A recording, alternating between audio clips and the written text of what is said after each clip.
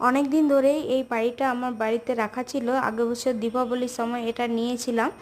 মোমবাতি আর প্রদীপের সঙ্গে এই বাড়িটাও, পোড়ামাটির এই বাড়িটাও আমি কিনে এনেছিলাম। খুব সুন্দর দেখতে এই বাড়িটা, দেখে আমার পছন্দ হয়েছিল। তো ভালো করে বাড়িটা আগে ধুয়ে মুছে পরিষ্কার করে রোদে শুকিয়ে নিলাম, তারপর বসেছি এটা কালার নিয়ে। এটা হলুদ কালার করলাম পুরোটা। আর তারপর এই সাইডের যে কার্নিশগুলো সেগুলো সবুজ কালার দিয়ে দিচ্ছি। হলুদের সবুজে কালারটা বেশ সুন্দর লাগবে। আর উপরে ওই যে টালির কালারটা, ওখানে আমি ওই যে টালি টাইপের কালার করলাম যাতে টালির মতোই দেখতে লাগে। তো সবুজ কালার করছি। আর রঙগুলো অনেকটা শেষ হয়ে গেছে, ফেব্রিকের অ্যাক্রিলিক কালার এগুলো ব্যবহার করছি আমি। তো এগুলো দুটো কালার মিশিয়ে এখানে আমি একটা কালার তৈরি করে দাঁড়ান।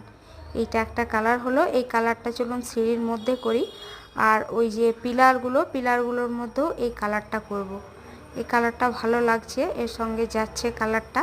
আর সাইডগুলো ব্রাশ দিয়ে সুন্দর করে মেকআপ করে নিচ্ছি যাতে সাইডের কালারগুলো এবড়ো খেবড়ো না হয়, একদম টিপটাপ হয় কালারটা দেখতে, যাতে খুব সুন্দর লাগে। আর হাতও দিয়ে আমি এই সিঁড়িগুলো হাতের আঙুল দিয়ে ব্যবহার করলাম। আর এখানে আমি গাছের মতো ছুপ ছুপ করে দিচ্ছি যাতে নিচে ঘাস পাতা গাছের মতো লাগে। এই দেখুন কেমন হয়েছে বাড়িটা, আপনারা অবশ্যই জানাবেন। চলুন এবার বাড়িটা সুন্দর করে সাজিয়ে নিই। আমার কাছে এই ছোট্ট গাছটা ছিল, এটা দিলাম।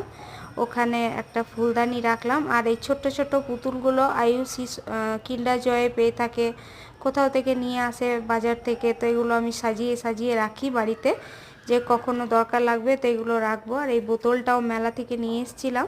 প্রথমে লাইট জ্বলতো, এখন আর জ্বলে না, খারাপ হয়ে গেছে, তবু এটা দিলাম। আর এই হ্যারিকেন বাতিটাও আমি মেলা থেকে নিয়ে এসেছিলাম। কেমন হয়েছে আপনারা জানাবেন। আমার ভিডিওগুলো আপনাদের কেমন লাগে সেটাও আপনারা জানাবেন। আর যদি ভালো লেগে থাকে তো মন থেকে একটা লাইক দিয়ে সাবস্ক্রাইব করে পাশে থাকবেন। কেমন হয়েছে?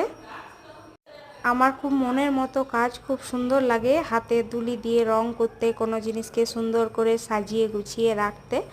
তো যাই হোক, ভালো লাগলে লাইক করবেন, পাশে থাকবেন। চলুন টাটা, দেখা হচ্ছে পরের একটা সুন্দর ভালো ভিডিওতে। টাটা সবাইকে।